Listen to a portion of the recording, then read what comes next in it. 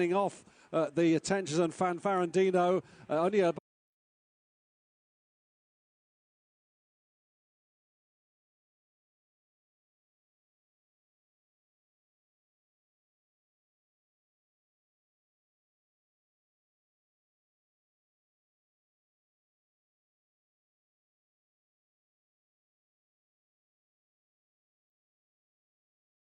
An atrocious ground at Navan last October.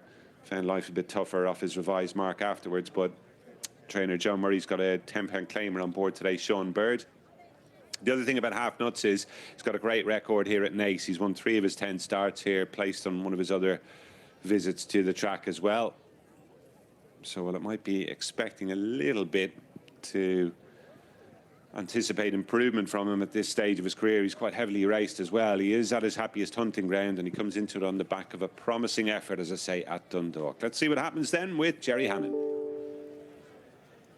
Just a course specialist, Half Nuts to be loaded as the flags are raised. Set. They're off. They break away over 6 furlongs in the second race. The Compass Stallions handicap.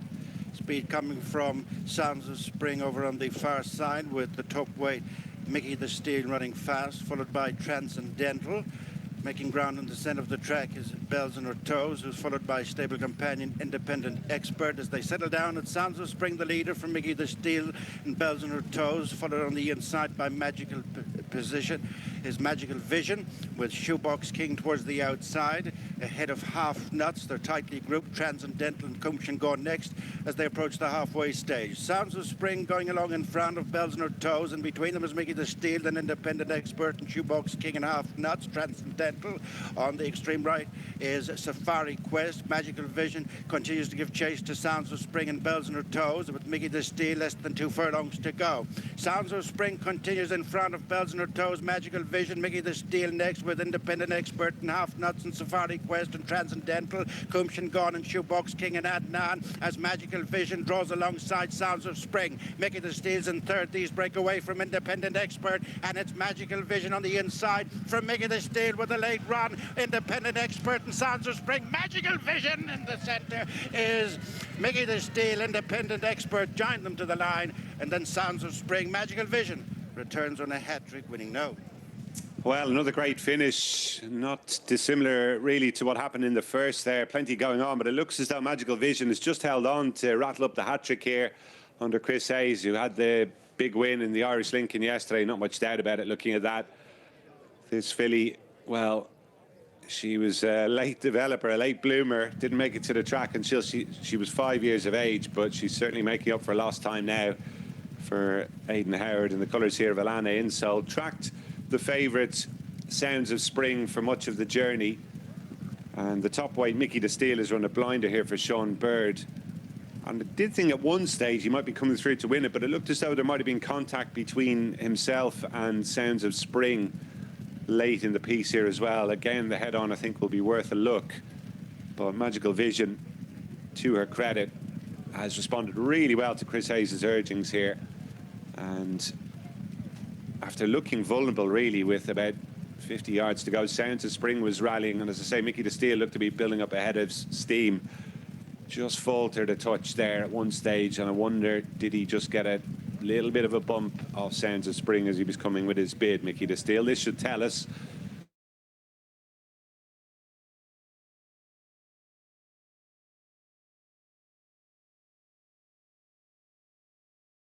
From Moreland Rambler and Fanfarandino. Fanfarandino has been eating his way through the field here and is now alongside Pilsden Pen as they move up towards the final flight.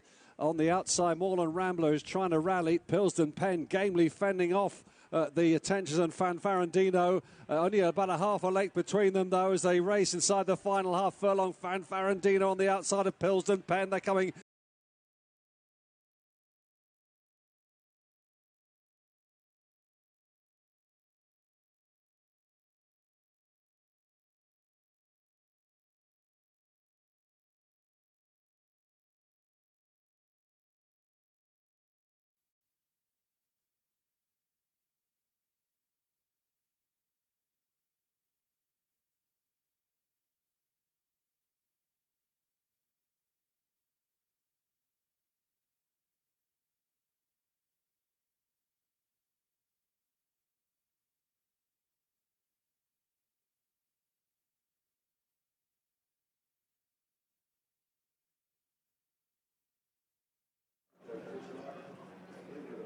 Welcome back to Exeter then. We've got a 6-runner handicap hurdle to get us underway, and it's a competitive contest. Pilsden Pen, 5-2 favourite for Rex Dingle and Jeremy Scott. Issam, he's been second in his last 2 starts, 11-4. 7-2, both Capage and Pedley Wood.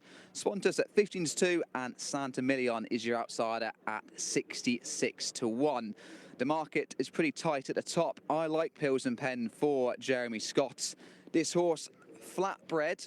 He actually started off over 6 furlongs initially in his career. I don't think he saw out the 2-5 at Warwick last time. He's been very competitive since going handicap hurdling. 3 wins and 4 places from 7 starts. And I think he's still got a bit more scope as regards to his handicap mark. Currently rated 106. The winning run started off 87.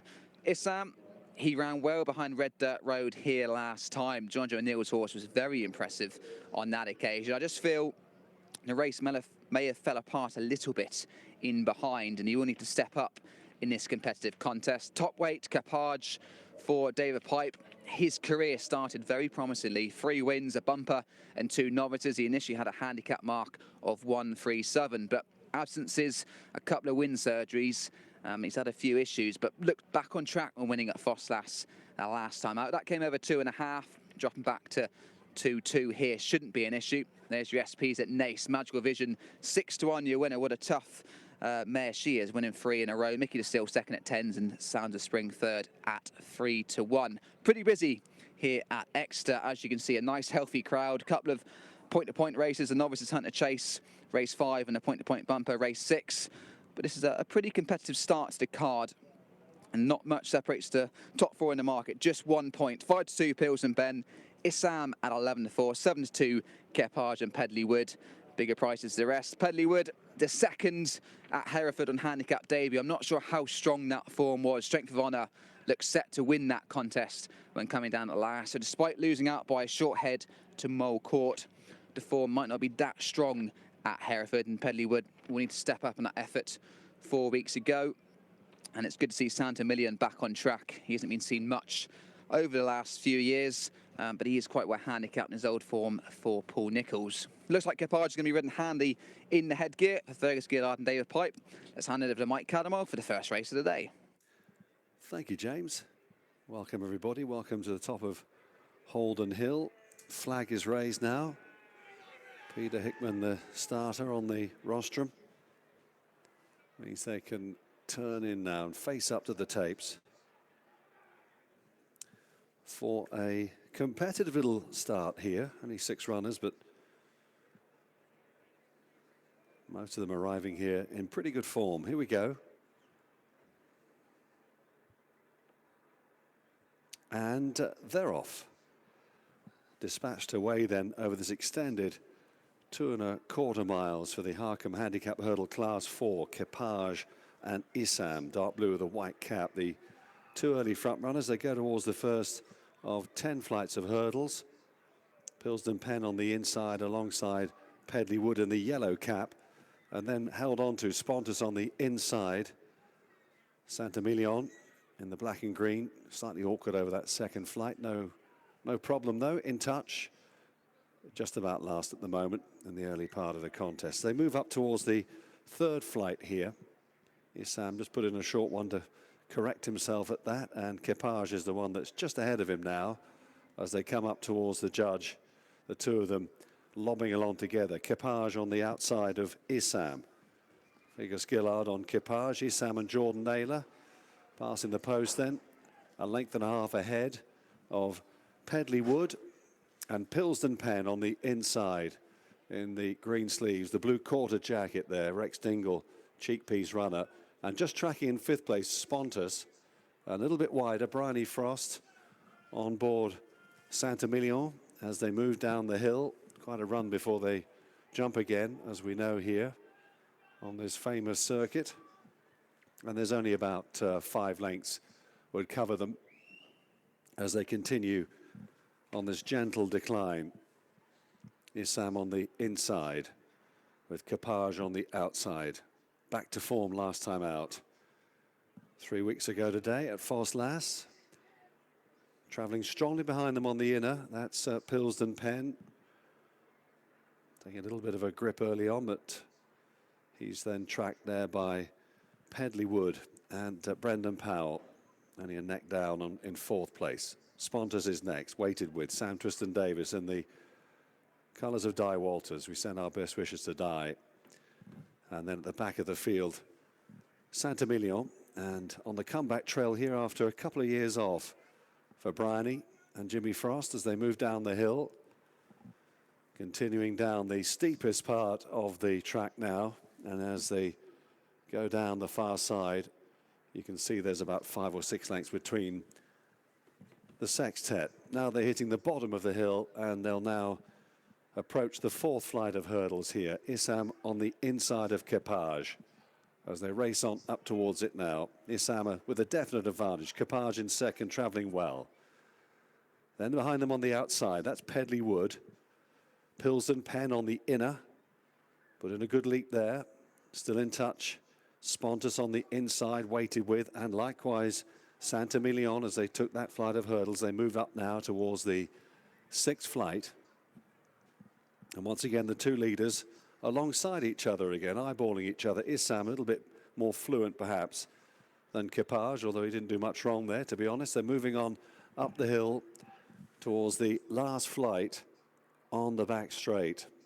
This is 4 out when they get to it. Issam and Kepage, they've eyeballed each other from the start, with Pedley Wood and Pilsden Penn 3rd and 4th. Spontus not quite as fluent there. Kepage being driven, wasn't happy with that jump there, Fergus Gillard.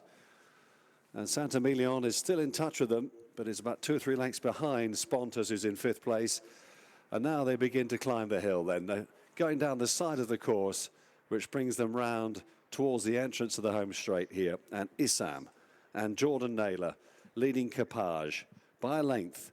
Fergus Gillard still travelling well. On the inside still is Pilsden Penn and Rex Dingle. On the outside, Brendan Powell now working a bit now on Pedley Wood, just being driven, coming under a little bit of pressure now. Spontus is behind them, and then a gap then back to the returning Saint-Emilion. They're coming up down towards the 3rd last flight here. Issam and Kepage have had a right good battle in this contest. Oh, and Issam hit that. Kepage the better jump on that occasion.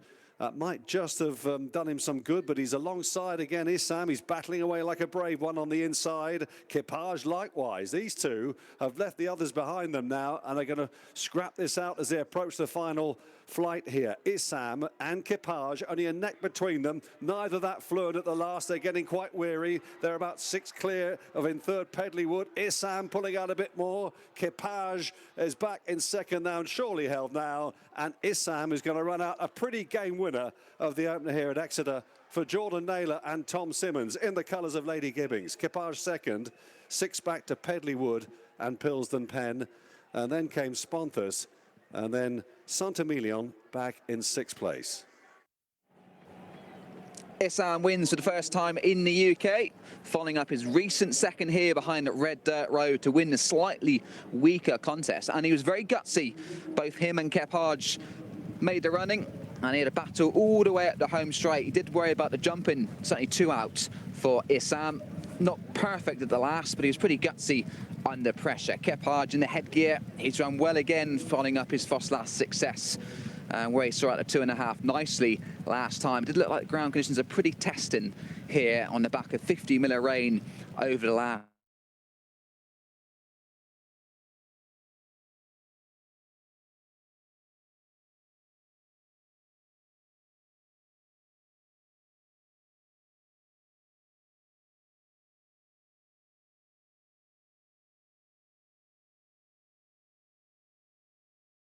Elliott dropping back in trip.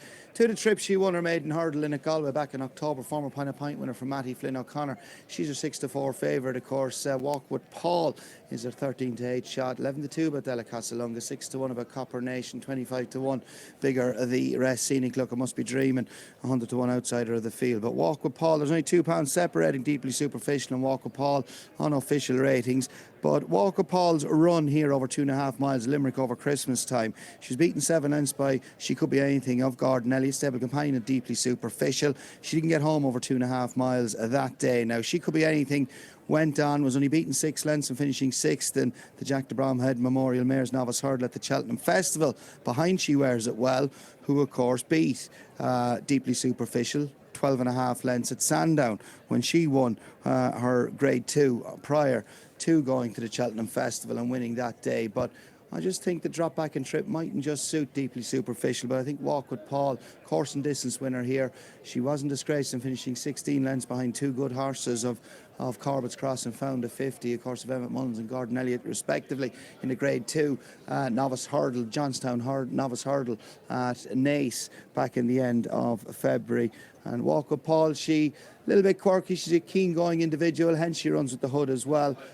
And I think Walk With Paul might just shade and beat Deeply Superficial. Let's get up to Peter for an interesting second race.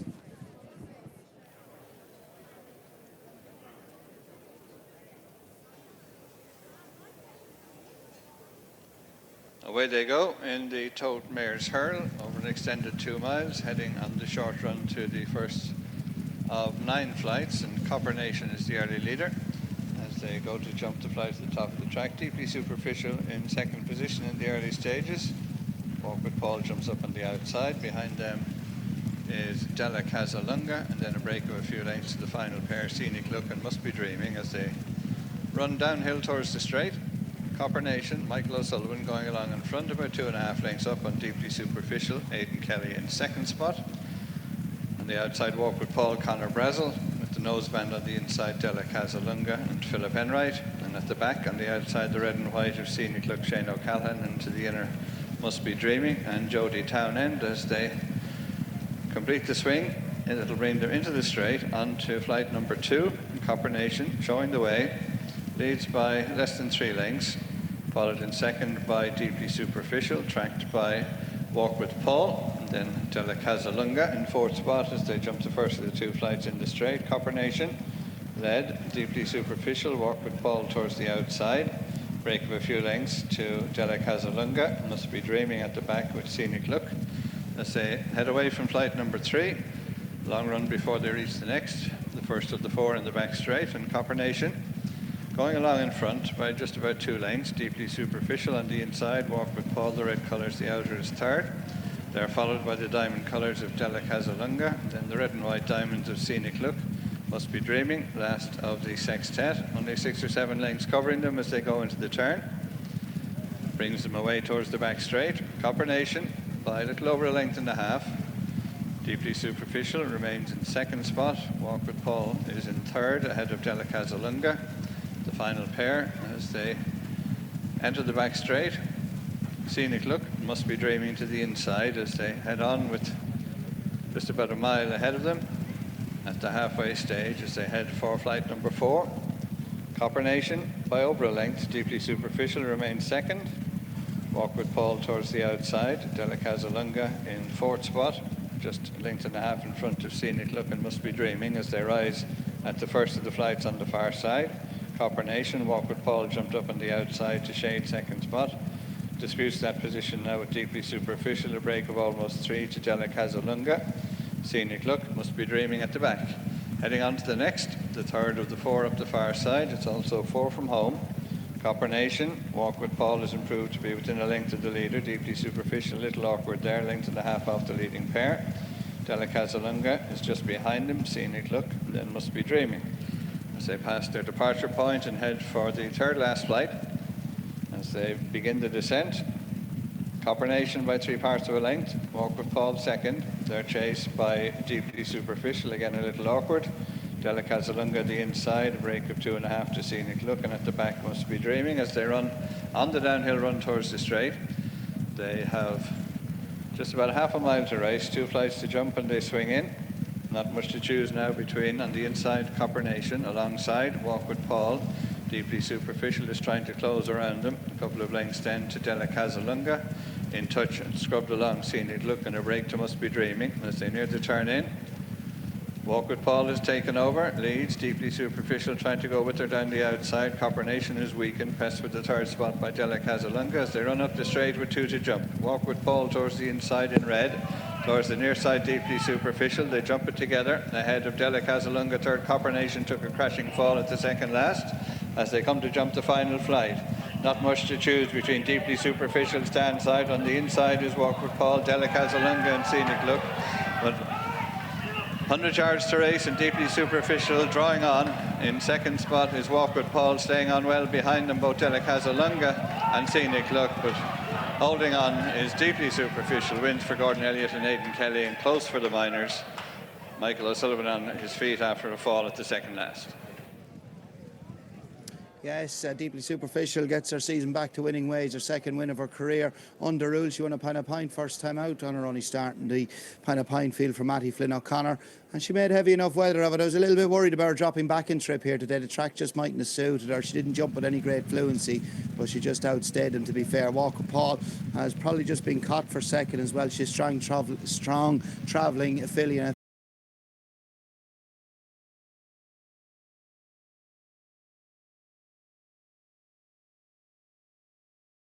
Now being eased down. This is the second last. Nettie Well, Chantegain won't go away. Duty calls back in third. Mass Crusader was pulled up before that fence. One more fence to jump. Nettie Well at the moment galloping on with this lead of about 4 lengths now for Chantegain. So extends the lead. Nettie Well at the last. Nettie Well over it. A poor jump from Chantegain in second place. Duty calls in third. But it's Nettie Well who's going to win for the first time over fences. Third start. It's a winning one. Nettie Well goes on to collect. Nettie Well, he's down to win. Chantegain holds on to second place. Make the run, the long run in between the final 2 fences. Gandy Maker trying to catch Bollinger and Krug, but Bollinger and Krug is not stopping. A long gap has developed to Travail d'Orfèvre, who's now stayed on into third ahead of Treshnish. Final fence coming up then. Bollinger and Krug up and over with another good jump. 2 lengths behind him in second is Gandy Maker. Then in third, Travail d'Orfèvre, and racing into the closing stages, it is Bollinger and Krug staying on stoutly towards the line. He's galloped strongly all the way. He's jumped them silly, and if you're on him, you can pop the corks right now. Bollinger and Krug wins the last at Kelso and wins it really well, beating into second place. Is to jump. Chantegain continues to be out in front at the second last. Got over it okay. An error from Getaway Love. Different proposition. And that well 9-4 to give this in Russell a double. County set. They've owned some good horses back in the day with Mickey Hammond, entry winner. Clay County. Yeah, Deep Water. Yeah, they were very good. Both entry winners. They were, yeah. Clay County was out and out 2-miler. Yes, he was, yeah, and I think there was another. Did they used to run under the name of the Country Set or something like that? Yeah, I think so. Under the owners, but yeah, they're both very good horses. Yard flying along. We spoke to Lucinda on Racing TV Extra, talking about a lot of things. The winner of the first race may well get an entry in the Sefton. Might he? Yeah, or the 2.5. Yeah. I think going left-handed is going to help him, isn't it? For sure, yeah. The way he jumped, and as we mentioned, he's a 6-year-old, and I'm sure he'll go chasing next season, so nothing to lose. Okay, Nettie Well here, mark of 110. He's had a solid winter. Yeah, he probably hasn't done quite as well over fences as Connection suspected he would have done beforehand, because he was very consistent over hurdles last year. He's been slightly in and out so far, but he showed what he could do at Ayr on his penultimate start when he beat one of Simon Meneer's and Isaac Swade's horses who's come out and won since. He beat him by 6.5 lengths. That was on heavy ground as well, so he'll enjoy the conditions, but he didn't really follow it up back at the same track next time out. So he's up 5 for his win, but he's still low mileage over fences. Limerick result on screen. Deeply Superficially, or 13 joint favourite, beat Scenic Look at 25-1. That's where things at Limerick. What else you mentioned here? Rocco Storm, Wind Surgery. The last time he'd Wind Surgery, he really kicked on a bit, so it has a desired effect once again. Yeah, and obviously he's higher in the ratings now, but he's had a really good season, hasn't he? 3 from 6. He's gone up £27. I think his first win came off 75 back in October at Hexham. He's won at Sedgefield, he's won at Ayr since. He seems to enjoy deep conditions. All 3 wins have either been in soft or heavy ground. last time out, you're hoping that was due to his win that caught him out. He's beaten 24 lengths rather than the handicappers got hold of him, but hopefully the surgery will work for a second time. Nick Alexander's got a chance as well. Horse looked well in the paddock. Yard going well. Yard are going really well, yeah, absolutely. I think that's 4 winners in the last fortnight, including a good winner yesterday at Kelso. Still looking for his first win over fences. But he's been knocking on the door. But he does have 7.5 lengths to find with Gandhi Maker on the meeting last time, again at Kelso. Getaway Love was successful, you see in the form book last time out, but in truth it mounted to very little with fortuitous winner with one coming down at the last. Yeah, it doesn't tell the true story. He was well held at the time, but he got left clear. He won by half a length in the end. He runs off the same mark of 115 here. Top weight for him. He's conceding upwards of £10. That'll be tough for him.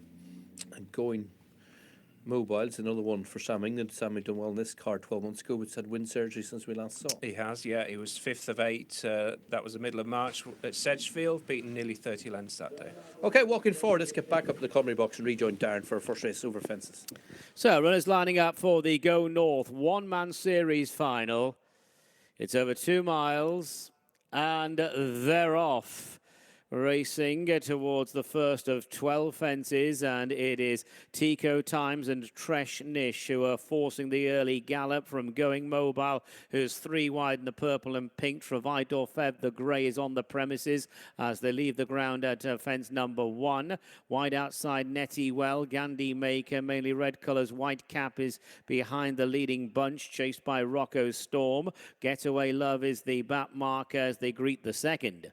Over fence number 2, and it is a Tresh Nish, Tico Times, Going Mobile, Travaidor Feb, and the line of 5 is completed by Netty Well on the right as they approach this fence and jump it now. Gandhi Maker, little sluggish in behind them, followed by Rocco Storm, who's in the beige and blue jacket on the fence, and Getaway Love gives them start. So in the Go North one-man series final, 2-mile steeplechase, and it is Netty Well now strides on, but to give Lucinda Russell a double on the card already. Going Mobile, second place, 3 parts of a length away as they go into the turn. A length and a half to Tresh Nish in the blue and yellow silks, followed by Travaidor Fev, and then comes Gandhi Maker. Tico Times has lost a few spots. Rocco Storm and Getaway Love are the last 2, and now they prepare to gallop on down the side of the track. Going on down the hill and making the approach to the next fence, which is fence number 4 of the 12, and it is Going Mobile and Netty Well. Those two now together with Tresh Nish just in behind them. A horse has finished 4th in this race 12 months ago. Then Travaidor Feb and Bruce Lynn in the saddle. Gandhi Maker just in behind. Tico Times in the blue and white jacket. The last 2 remain Rocco Storm and Getaway Love. But they're fairly well bunched as they go down into the dip and face up to the 4th fence. So it is Going Mobile and Jonathan England with Netty Well and Patrick Waj on the outside. Tresh Nish closest to the fence as they jump this plain one. Gandhi Maker's trying to take closer order on the extreme outer. Travaidor Feb just in behind the leaders. On quickly now to the 5th. Going Mobile. Netty Well certainly spent a bit of time in orbit. Certainly respected that fence. That was a good jump round the turn there.